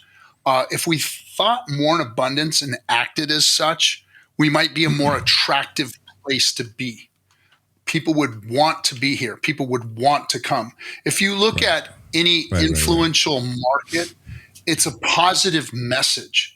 In this space, we have a very negative message. We have a lot of basement dwelling guys that like to meme people, make fun of them, and make it a very hostile environment.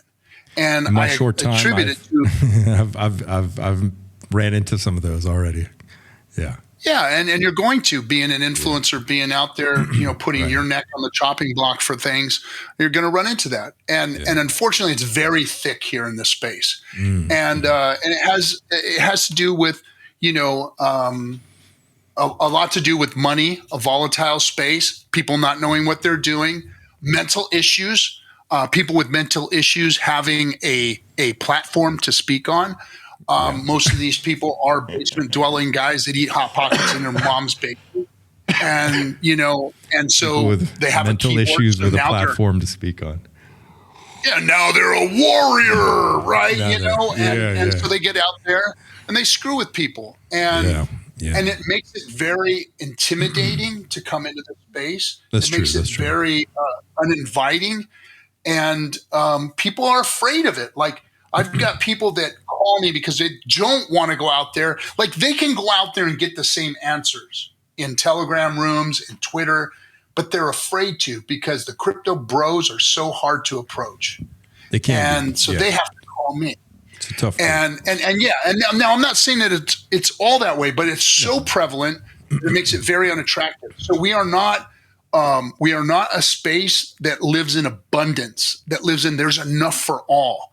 When we start saying, oh, you made a coin on PulseChain and divided the value, that could have went into Hex to pump my bag. They don't say that part of it, to pump my bag.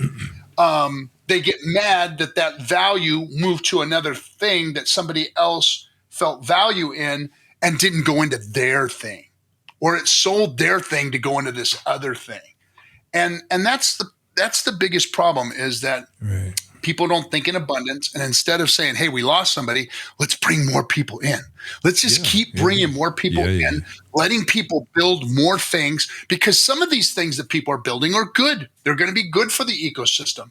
Now, when they're being built in that sinking mud hole, its value is just going to transfer back and forth. There's no new value coming into something that's cool. It's just that value moving back and forth. Now, if you're mad at that, you're really not mad at that thing that's being built. You're mad at the environment that it was built in. And they don't focus in on that. They focus in on those people that made that thing or promoted that thing or even talked about that thing. And they focus all their anger on them because they over leveraged, and the thing that they have in their hand that they need to make ends meet is not pumping. It's actually dumping because that thing took some of its value this week. That makes them mad. And that's more about you than about them. And they don't see that. People don't take accountability for that in this space. And that needs to be looked at more. And we've seen so much of that vitriol with some of these communities out there in the PulseChain community that have created that. Not their thing, our thing. If you're on their thing, you're a cabal member. You're stealing from the community. Do our thing and we'll help you pump your bags, blah, blah, blah, blah, blah. It's just, it's a bullshit narrative. It's not about abundance. All you got to do is realize that the bear market is the bear market, and it's going to hurt us no matter what. And you've got to bear through it, and you've got to deal with it, and you've got to try and build. That's why all I did during the bear market was go out there and talk to people about PulseChain. Yeah. I traveled the world. I put my money where my mouth was, and I talked about PulseChain with everybody. Now, I got involved with a couple of people that were building on PulseChain to build great products. So I helped them to do that and wanted to be part of the PulseChain ecosystem. I'm a validator. I helped some projects that launched. I helped some projects that were what do you call it?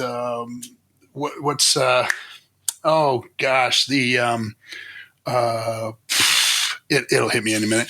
But anyway, I helped projects that were trying to help PulseChain, that were building on PulseChain, that wanted to bring things that were going to help vet other projects, that were going to make, events, that were going to bring people together, that were going to network, that were going to help develop developers, those kinds of things. So I wanted to participate in that all during the bear market and be an example.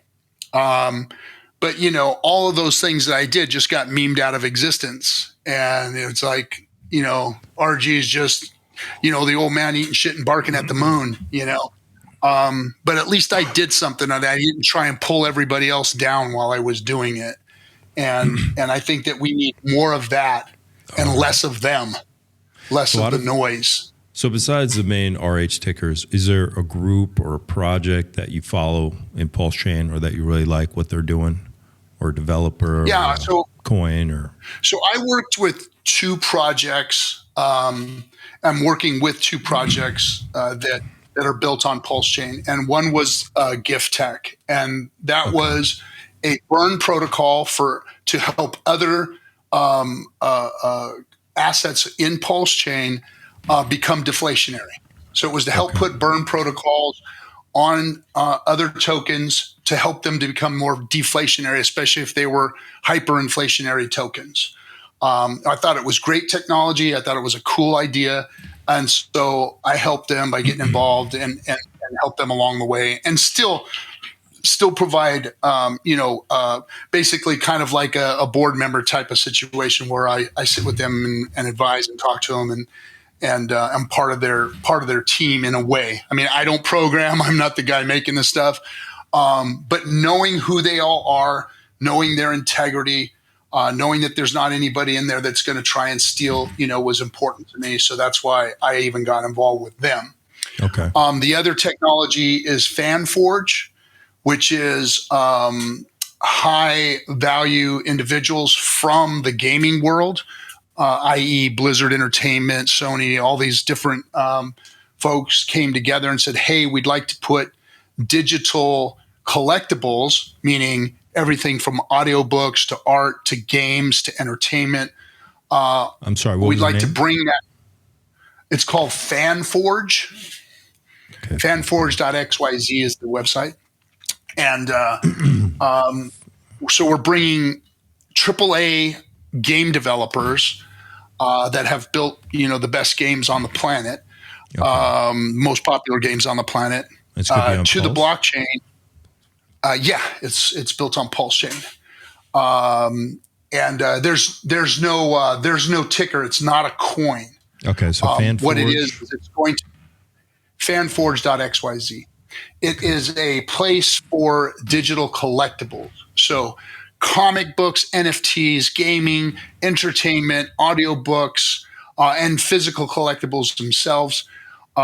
Think of it as, a gamer / comic books on the blockchain, verified and validated on the blockchain without people even really kind of knowing that they're part of the blockchain or crypto.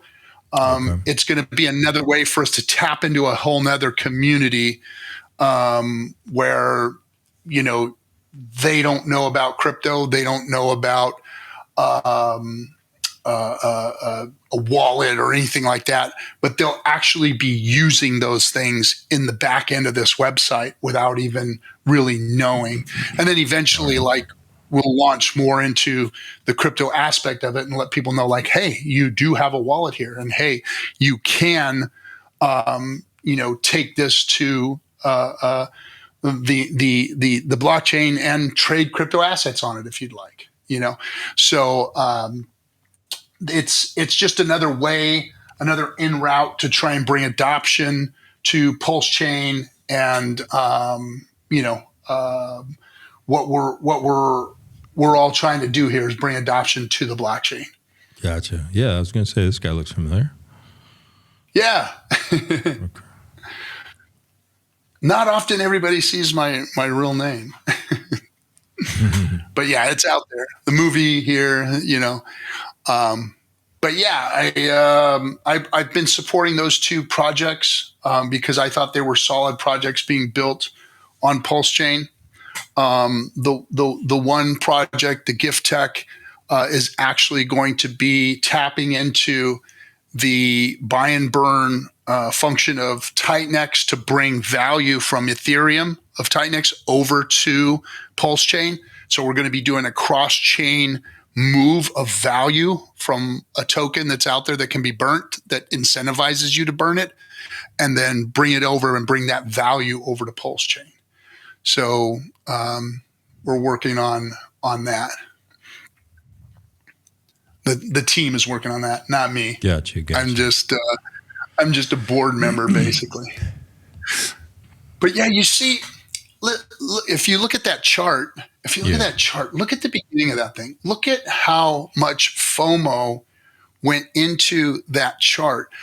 I always suggest to everybody to look at that as an example of what happens to these tokens in these markets like this. Like, that is an insane. I think that was a 10,000x in 4 days. That's great. I remember this hype. I just talked with Coffee, and he was just learning about it too around this time, and we were discussing it. And and I was very quiet about it. I did not want to get involved in that part of it. Almost, I did not want to get involved. Jeez. Yeah. There was actually a bottom before that dipped it lower that you could actually measure it even higher. This is not easy to get in and out of, guys. This happened in one day. Yeah. For anybody trading, it's not easy. No. That kind of euphoria, where would you have sold? But yeah. Well, I was not happy about that run up the whole time, just because I know what happens. I know that doesn't, that stuff doesn't last. That stuff's not good. It's it's harsh on folks. I didn't even realize I had done some charting. I thought it was going to pull down to here, and it collapsed well below where I thought it was going to go to. Yeah. Yeah. Oh yeah. It took this whole vector range, got eaten. The whole thing, it came back and reclaimed. So yeah, and now it's moving with those that it's pegged to, which is a good thing, right? Yeah. That's a good thing to look at as you look at the pegging of all of these cryptos in the RH space, because of what he's taught about liquidity, about all those things that are connected to one another that move up together. That's important to look at because they are going to move together, and those things with value that are connected to all these other things of value are going to rising tide raises all ships, right? Yeah. So that's how you have to look at. Now, the other thing that we should talk about, other than number go up and things that are good and things that can do X's and all this kind of stuff, is a lot of people talk about dollar cost averaging into crypto, especially during a bear market. It's about how to get in, do it monthly, do it weekly. A lot of people do their paycheck, they put a certain percentage of paycheck, blah, blah, blah.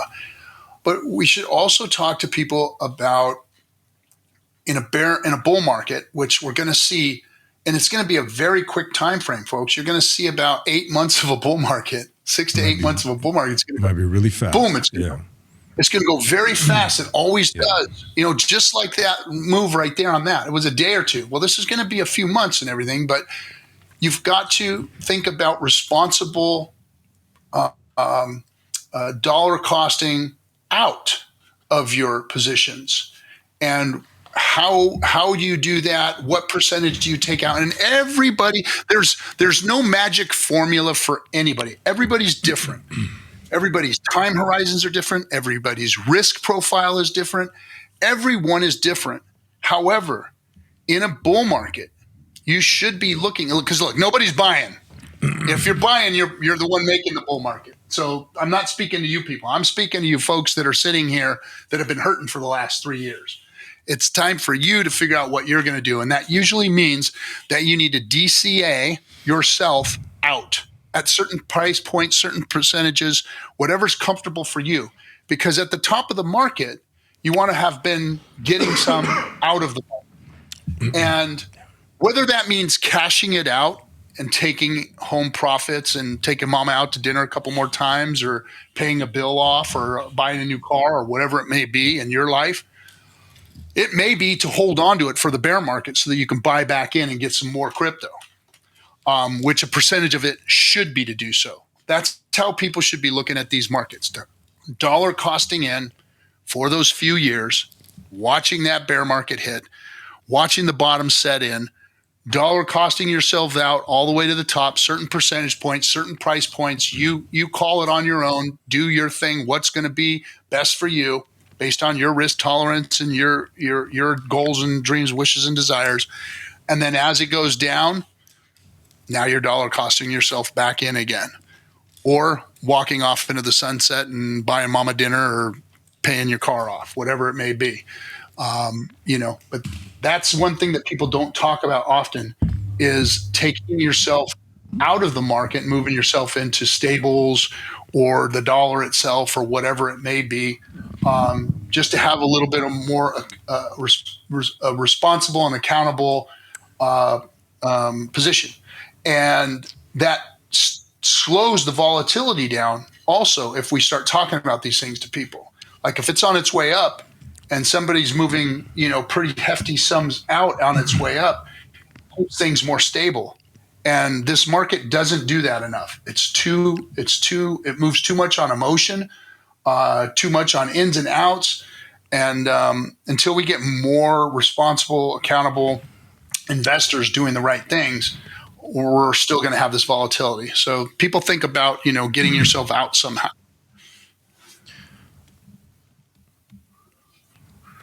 RG, I got just a few more questions for you. Do we have a few more minutes? Yeah, we do. Yeah? What time is it? Yeah, okay. I got a few minutes. Yeah. All right, and we're back. All right. So recently, someone in the community released a video, and it was they were kind of exposing scammers. You saw that, right?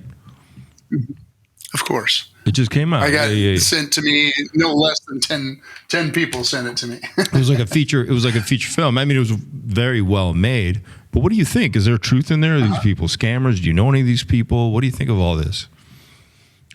I know them all. Come on, I know everybody. You've met everybody, right? I mean, okay. So what do you think about this I've met featurette expose?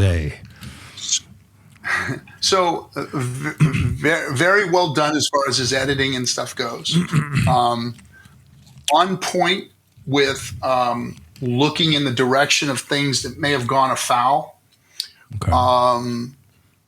Not on point by lumping everybody into some kind of a conspiracy theory cabal, because if anybody knew about a conspiracy theory cabal, it would be me. So I can look at that objectively and go, well, he's wrong there. There is no concentrated effort on doing these things to hurt the community or grift the community. Now, are people preying on the community? Are people taking liberties? Yeah. Are people using crypto products to make money off the community? Are there bad actors in the space? Yes. Yeah. Are some of them together on it? Yes. Yeah. Yeah.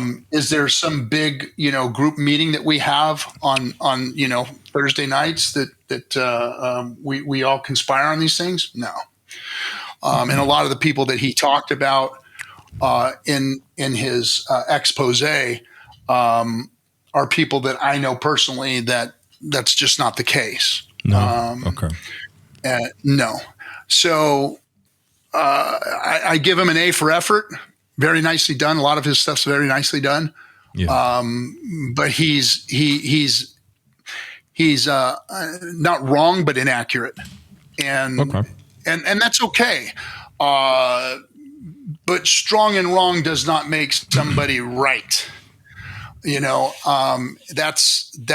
my opinion on that. It's like you come in hard, you come in good, you come in well produced. But if you've got the wrong message or it's inaccurate, it's not landing right. And I see how it's brought up a lot of questions. And a lot of these questions that he's brought up, they do need to be looked at. There are people in this community that do need to be looked at. And we've had grifters come in and out. He spoke of them in his expose. But again, I think inaccurate as far as lumping some of the OG members of the community in with a lot of these grifts that have happened. Okay. All right. That's my opinion on that. Gotcha. And I listened to the whole thing. and he did use me as an example in it. It's towards the end of the expose, and it's me telling people that they are responsible for themselves. And I will say that here once again. I am going to defend what I said. Right. If you are falling prey to these things, that's on you. A lot of them were obvious. A lot of them were obvious, man. Yeah. And it doesn't even have to be obvious. Like some of the OG members, like myself, I've never told anybody to buy anything on Gift Tech. Gift Tech is a project that I'm behind and I'm working with. I've told everybody to stay away from this stuff. Stay away from anything that's built on PulseChain unless you know what's going on. Stay away from liquidity providing. Right. Stay away from all of the other projects. I've even told people that Pulse and PulseX and Inc. and all these things are still suspect. The only thing that I can 100% back and know that is good is Hex on Ethereum and PulseChain. I know that Hex is the GOAT. I know that it is the thing that if I was to bring somebody into crypto, that's what I'm telling them to get into. Anything else is your risk. You're taking risk. You are doing the research. You are getting grifted. And if you've lost your money on it, it's your own fault. And that is a philosophy coming from the libertarian crypto folks. Yeah. You're responsible for yourself. And for any of them out there to not say that at this point, or to try and, blame other people for them losing their lot in life, I'm sorry. I'm not buying that. You're responsible for yourself. If I've lost anything in crypto, it was because it was my fault. I've never blamed one person, not even the people that I know have ripped me off. Do I blame them? Yeah. I got into it. I took the risk. It's on me, not on them. So, right. Yeah, I think that's a good take, man. That's a good take. That's a good way to look at it. They were hunting Pulse Latina, and the way I looked at it was like, look, you got involved. It was obvious. You can't blame these people. I mean, there's always going to be bad actors everywhere. Next month, there'll be a new one. In 6 months, there'll be a new cabal. Yeah, there's always going to be little cabals everywhere trying to get at what you got. Yeah, I mean, human beings have been doing this to each other from millennia. Yeah. There is nothing new under the sun. I keep telling people there is nothing new under the sun. This 3-card Montes and shell games and everything that everybody's been playing forever, they're still playing with you. And if you're falling prey to it, fall prey to it just a few more times so that you'll learn. It's about touching that damn stove. And to go out there and try and lump other people into other people's grifts and, again, put out another negative narrative out there other than, hey, we've got to be more aware of this and we got to walk away from it in the beginning. I never even followed Pulse Latina. I didn't let her follow me. I did not even participate in one iota of that whatsoever. Yeah. And that should be a hint and a half for people's asses that they probably shouldn't either. I've been a pretty good judge of character, even being the guy who has let everybody in the community on his show. And that's one of the things that I take heat for is that, they came on your show and they came on your show. I said, yes. And everybody's come on my show because I put the link out for everybody to come on my show. That's why they're on my show, because I want everybody to be there. And it's called Discourse Syndicate so that we can talk, so that we can get to know who these people are. And if you do that, like I did with Richard, then maybe you can come to a conclusion of whether or not you can trust this person or not. They're not coming on the show to promote their thing and make you buy it, and you have to buy a certain percentage of it because you watch the show. No, they're there so that you can put judgment on them, so that you can look at their projects, so you can go in and do your research, and you can figure out if you want to be involved or not. And more than likely, it's not, because everything in crypto, 99% of it is a grift, is BS. Yeah, there's a lot of, and that's the hurdle that we've got to climb over when regulatory comes. It's like, hey, there's 1% of us that really want to do good here. Well, God, this looks like a big cesspool and a shit show. Let's just shut the whole thing down. Forget you 1%. That's why I'm saying this 1% of us who are talking about good things have to get loud. We have to get stronger. We have to be talking abundance. We have to bring the people in and show them what the right things are. And if we're not, then we're going to lose. And we're going to lose to these folks, these grifters, these people that are preying on you. And then we're going to have the best of us, the guy that makes the best content out there talking about negative shit versus something positive. Do a show on me and what I've done positive for this damn community, dude. Come on, Soda, do that. Why are you going to go and look at all the negative shit and expose what? People that have already been scammed? No, do something about what I've done positive for this community. No, you guys won't do that. Why? Because it doesn't fucking sell. That's why.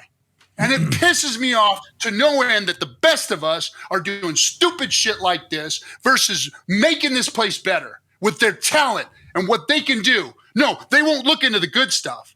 They want to look at the negative shit and focus on that and make this place look like a cesspool and look like a toilet instead of cleaning the damn place up. Come on, guys, get together, clean this thing up, use your talents and make things look right instead of bad all the time. I get emotional about this stuff because that's what we have here. We have people with talent. We have people with ability. We have people with wants, needs, and desires, but they don't put it into play. They don't do the right things. They don't bring it in a way that is a net positive for us. They just want to keep dragging our own selves down and doing stupid shit like that. You know, there's a lot of good people that he put in that expose that shouldn't have been talked about in that way. Some of them deserved it. Some of them, he was correct. A lot of the directions that he was going in were correct. The questions needed to be answered. But it's the way in which he did it and the people that he lumped in with it that just make it a negative expose and not a positive for the community. Yeah. Sorry about that. No apologies, man. This is a unbiased show. Everything goes.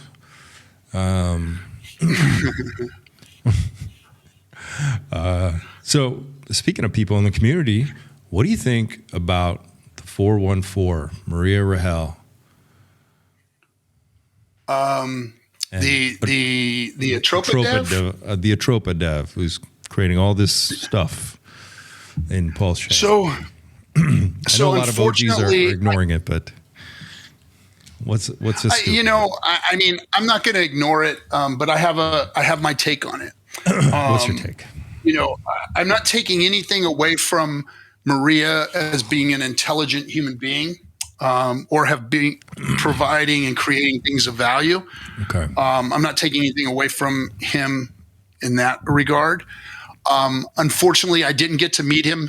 I went to Europe and missed him. When I went to Europe, he left Europe and we didn't get to meet each other on the tour. Would have liked to have had that happen, but it didn't. That would be cool. Yeah.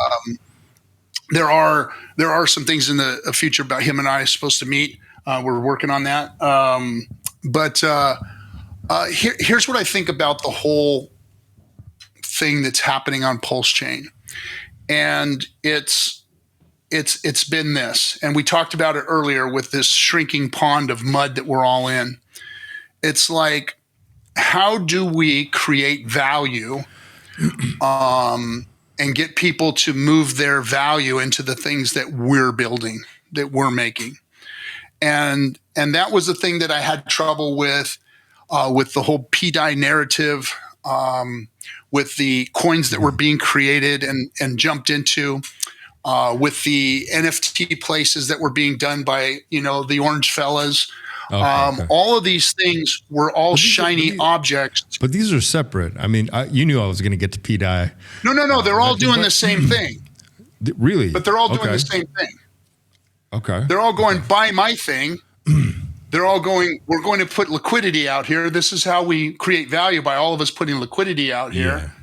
And if we all play nice and do the right thing, and it's all over from Axis token to all of the Atropa stuff to the Tang Gang to all of these things are all the same. They're all doing the same thing. They're creating meme tokens. They're creating meme tokens. The Atropa is doing a little bit different with all the liquidity bonding underneath PulseChain? It's all liquidity bonding, well, and that's only if people participate. And that's what it's about. It's about move your value over to here and support this thing so it looks good. And what about it will be good. What about the stable coin, the elusive stable coin? You think same thing? That's just a meme like the rest, or you think it's necessary? Of course it is. How? Okay. What is the definition? Let's just a stable coin. What is a stable coin? A stable coin is a stable coin. Okay. Right. I know some of my personal friends that have monstrous bags of pDAI. Okay. Monstrous bags of pDAI. Okay. Some of them I know could sure use some money. What? You cannot have a stable coin and have guys with monster bags and call it a stable coin. I don't care when you peg or what you peg or how you do it or whatever. It is still just a meme token. That's all it is. Why? So you don't think it could Because peg? you have people. Of course it'll hit $1. Of course it can hit $1. Okay. But that doesn't mean it's going to stay there. Okay. I'm telling you. I know some boys out there that are going to sell.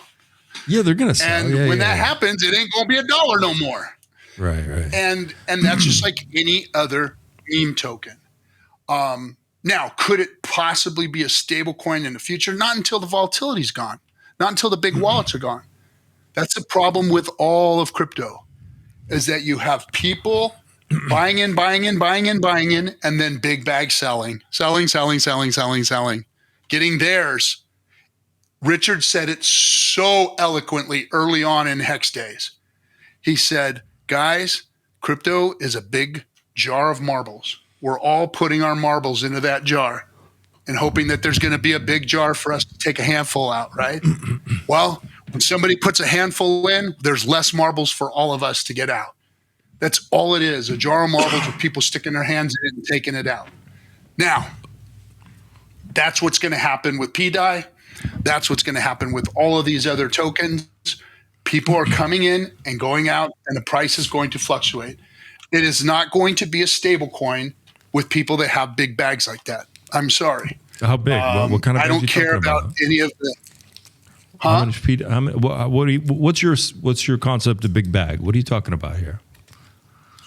Well, when you've got people that at $1 are going to have billions of dollars. Billions? Right? Billions of pDAI? You know people with billions? No, I know that the wallets don't have that much. But even if they have hundreds of millions, tens of millions, and they bought them for $300. Right. That's not a stable coin. It does not make a stable coin. A stable coin is something that needs to be pegged to value being held behind it and generated behind it as it builds. Can we have true DeFi without a stable coin? Especially when all of crypto is going to go in the crosshairs and they're going to nuke one of those stable coins at some point. Yeah, we're going to need a stable coin. I don't know how that's going to be done. That's for the big brains to figure out. But it's not this pDAI, narrative. Is that what you're saying? This narrative is not. Yeah, that's not. You don't think this is creating a stable coin? It's not the one. And I know that I get a lot of shit for that, but I'm telling these guys, like, mark my words. Watch what's going to happen. And you might hit $1, but it's not going to be a stable coin. Why don't you think it'll peg? Why can't this be the one? It's not going to peg because of the bags. You can't. It'll be too much volatility. But all it is collateralization. Same thing. It doesn't matter who releases the stable coin, right? But if you have 100 million of them and the guy paid $300 for it, what does that? Right. What does that say to you? That there's somebody that's going to be pulling that value out that doesn't deserve that value, that didn't create that value, that didn't help participate in creating that value. That value was just gifted to them. And that does not make a stable coin. I don't care what anybody tells me. I've heard all of the narratives about yield farming behind it and all this other stuff, and it is not going to make a stable coin. A stable coin is going to need, from the beginning, need to be backed and stabilized, and it's going to need to have some type of guarantee to from the beginning. I'm not for these algorithmic things, man. I want to see I want to see something give stability to the ecosystem, and if we can have that, then you can start to stabilize things. You can start to slow some of the volatility down. There's been some interesting people that have looked into pDAI movements with Maker, and they've supposedly been able to trace that it's possible the wallets involved in the early creation of this and the manipulation of it are possibly the Hart man's wallets. Have you seen these videos, or you've heard these rumors, or had these discussions? Yeah. But again, it's semantics, because I think that what they're talking about is that, let's not forget that the AMM bots went out there and not only gathered up all the pDAI, but it also gathered up every other coin that was out there too, or gathered up all the DAI, create it. So that's true. So it's kind of like it got lumped into like, oh, look, it grabbed all of the. Why did it do this? Well, it did that to all of them, not just pDAI, for a reason. So that's where that narrative kind of came from, in my opinion. Again, this is just my opinion on the thing. Right. I haven't been too wrong about stuff in the space. I've done well. I've survived the bear market and ran a company and traveled the world for hexagons on my dime. Yeah. And didn't have to complain about the bear market, although it hurt me just as bad as it hurt everybody else. I'm 90% down too, guys. 99% down too. But there were certain things that I put in place that I made sure that I was going to survive this bear market, that I was going to be able to continue to do the things that I do during this bear market. I wasn't going to have to go be in one of those influencers that ran off and pissed himself in the corner all during the bear market. And then now all of a sudden they're all coming back now, That's not what I did. I did things that I think people should maybe take more heed to, maybe start to listen to what I'm having to say, and maybe start running your crypto game the same way. Because if you're looking at these other things, looking for the golden ticket, then I think you're doing it wrong. That's what everybody wants, is their lottery ticket, man. Everyone wants a lottery ticket, man. Willy Wonka is real, man. Willy Wonka, bro. And I can't say that crypto didn't do that for me, because it did. It did do that for me. Yeah. It took a amount of years. I've been in the space since 14. At a level where I wasn't just an investor sitting on the other side of a screen trying to trade. No, I was out there with people that were building projects, making things. Even though at first there were a lot of people doing the wrong things, all of the I didn't just accidentally stumble upon Richard. I've been doing research. I found him. I was out there looking at things that were good and that didn't look so good. And then when Richard resonated with me, that's why I got involved. So that's why I won with Hex, is because I hooked my buggy up to the right horse. And it had nothing to do with getting lucky. I was out there looking. I was looking for Richard. I was trying to find him. And he showed up, and that's why I back him so hard. And that's why I back his product Hex so hard, is because he changed crypto for me. He changed my life. And I want to be on that winning team. I think that when all this smoke clears in this crypto business, he's going to be standing there shining. And the work that we all did, will be rewarded in a way that the thing that I want out of this, I don't need the financial freedom. I've got financial freedom. I want to see others get financial freedom. I want crypto to survive and DeFi to survive and somehow, some way be accepted in this structure, in this government, regulatory, whatever structure, so that it can benefit others like me, like you, like single moms, like whoever else out there really needs it. And take that narrative away from the terrorists and the money launderers and the drug dealers, you know? Yeah. So last question. The Hart man said he wants to make, I mean, I'm going off an interview. He said he wants to use PulseChain and make, I think he said 1 million millionaires. I don't remember what the number was. He wants to make millionaires. What do you think? Is it going to happen? He's already done it. He's made multimillionaires. But a few. You know, but he wants to make a lot. He wants to make a lot now. He said that about Hex, you know, and it happened. And I think that truly down deep inside, that's what Richard wants to do. And he's being so cautious right now, I think, because of the minefield that we're walking in with regulatory and where this country's going and whatnot. Right. So I think that he's doing the right things. I think that he's making the right moves. And I hope that his vision comes to fruition, because him making millionaires in crypto will definitely shine a light on it, bring people to the table, make people want to come into this space, give a positive outlook, an abundance outlook, because what's in crypto now is so minuscule, and what's in the PulseChain ecosystem is even more minuscule than that.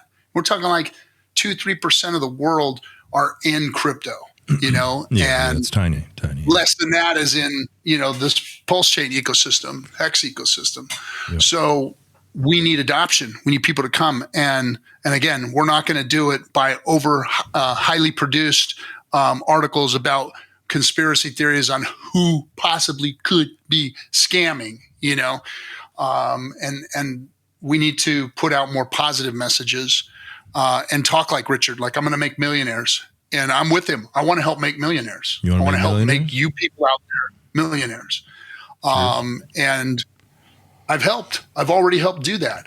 So I'm in it with Richard on that one. I want to make more I want to help him to make those millionaires. Awesome. And awesome. Because there is nothing better than seeing somebody get free. If you've ever done that, I've done that in my life before, help people get free. And, you know, they say, money doesn't buy you happiness, but money buys you options. Yeah. Options, buy you freedom, and freedom makes you happy. So that's kind of how I see it. You know, having money, man, I've been poor and I've been wealthy, and I sure the hell like being wealthy better than I like being poor. You know, and my life, no matter what anybody says, is better when I have money in it. You know, now it doesn't fix everything. It doesn't fix all the things about you and who you are, and sometimes it makes some of the bad stuff about you even more pronounced. So that's a whole nother thing that people have to deal with. But sometimes, and in some cases, money makes people better people. And makes you better. And that's what I always try and look at. Like, is the money I'm spending, is the money that I'm bringing, is what I'm doing here for my family, making us better, making me better? That's what's important. Is, am I making better? Am I making a difference with this money? You know, I drive a pickup truck, a small pickup truck. I put rain gutters on my house. I did a few remodels for my family. And that's it. Like, I don't drive a Lambo or a Ferrari. I don't, wear fancy. I have a watch that's like a $10,000 watch, which is more than I ever thought I'd ever have. Was this, I have a Breitling that I love. But it's not something that somebody's going to, roll me in the street for and put a bolt in the back of the head like my friend last weekend just had, because of his Rolex. In Cali? Yeah. Where was he? Yeah. Oh, you heard about that? No, but I used to live in LA, and when I left, it was already getting bad. As a friend of mine, that he got rolled for his Rolex that he had on his hand, and they shot him in the hand, shot him in the shoulder, and shot him in the back of the head. and he lived. He's in rough shape right now, but the bullet came out his face, and all over Rolex. So what part of it's LA like, was this? it was actually not in LA. It was out here in the Inland Empire. In the Inland Empire? Yeah, I guess. Yeah, it depends where in the inland. Yeah. Yeah, I mean it happens. What, it happens Riverside? all over. Like Riverside? No, it was down south a little more. Okay. Yeah. Yeah. And I don't know if he was in LA or if he was out this way when it happened. This happened over the weekend, so there's still a lot of things that we haven't been told yet. Yeah. TMZ made a big deal out of it or whatever, but it's unsure exactly where it happened. So we're trying to nail that down. But I know he's in the hospital. He's still in a coma, and I think that it's they induced it so that he can heal from his injuries. But over a watch. So that's what I say. I don't want to flaunt that stuff. I want to use that stuff to better my position in helping to teach, educate, motivate, inspire people to be involved in this space and do it in a good way. Like, bring your talent to this space and enhance it. We can look, there's a million bad things going on here. Why don't we focus on the things that are good? Why don't we go in the direction of the things that are good and ignore those people and quit buying into what they're doing and quit helping them to get popular? The more and more we bring attention to the bad stuff, the more and more people click on it and look at it and end up sucked into it, and that's why I think we just look at the 1% of the people that are trying to do good, praise them, lift them up, help them, build on that, and move forward and take your talents there and build a community that way versus, always dragging ourselves back into the crab pot, pulling each other down. And it's just, It's just a never ending cycle in this space. And I hope we can pull our heads out of our asses and do it the right way. I hope so too, man. Beautifully said. Captain, Man. I know we've been talking for a while. Do you want people to reach out to you? Do you have anything else you want to tell us? No, just, as far as my shill goes, guys, Hex is a go. If you're new to crypto, you need to check out Hex and see what it's all about, because that's where you're going to be the safest. That's your safest spot. You want to come, if you're part of the community, or you want to come and support Richard. Literally, while we were having this interview, things have changed. Richard was supposed to have his hearing on the 24th. They have moved the hearing to the 31st. Like, I'm watching it happen in real time. Richard just tweeted about it. We had people coming out, so people are going to have to change their plans and get there on the 31st, which is a bad time, which is Halloween. So, whoa, that's weird. Yeah, so that's the 31st weird, is his new date for his hearing. Oh, they moved it. You know why they moved? You know why they moved it, right? They probably found out you guys were organizing and they picked a date they figured a lot of people, A, wouldn't show up for, or B, would have trouble changing plans last minute. Yeah. I'm guessing they caught wind of it. I'm guessing they caught wind and they're also retaliating by moving the date. I'm guessing. Yeah, that's good. Let's see if they try it again. But I like that narrative. And good thinking, smart thinking. I'm going to actually bring that to the team meeting here. After I'm done here, I'm going to a team meeting to discuss how we're going to address this. But great oversight there. You got a surprise attack, man. These guys are. Yeah. Yeah, probably. So that, and so come on out and support us on the 31st. If you can get out there in New York, it'll be the court case. And then, you guys should dress up. You guys should dress up. You should show up in your Halloween costumes. Imagine. Oh, my pirate outfit, huh?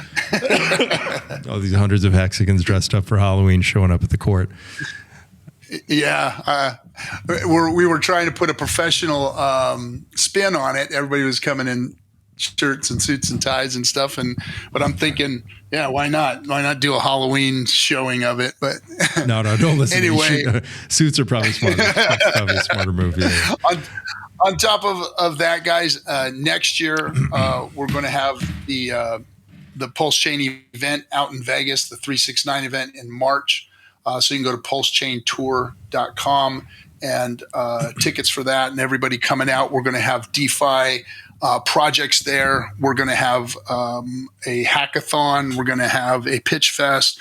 So there's going to be all kinds of cool stuff going on, and it's all going to be about DeFi and PulseChain and Richard Hart products and the things that are being built on PulseChain, booths, all that good stuff. So check them out on PulseChainTour.com. And come out and hang, because there's something different when we all get together. It's one thing to be in 2D like this and talking to one another. It's another thing to shake hands, give a hug, a high five, and a handshake, and start talking, because then you can really see who people are and what they're about. And so these in-person meetings are really cool and have really helped build this community. So get out there and visit us. And you guys said you weren't going to leave us Europeans out of it. Were you coming out here to Europe?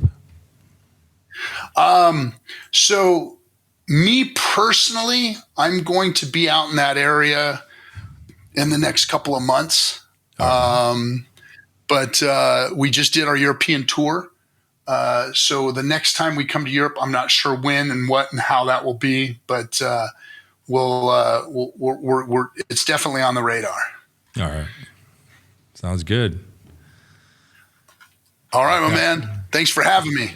Yeah, man. Thanks for coming and chatting with us for a while. I think we covered a lot of really deep stuff, and it was also a pleasure to get to know you. I've been curious about you for a very long time, so it's an absolute pleasure chatting with you, man. Thanks, man. Have a good one. Good luck to you. Yeah. Talk soon.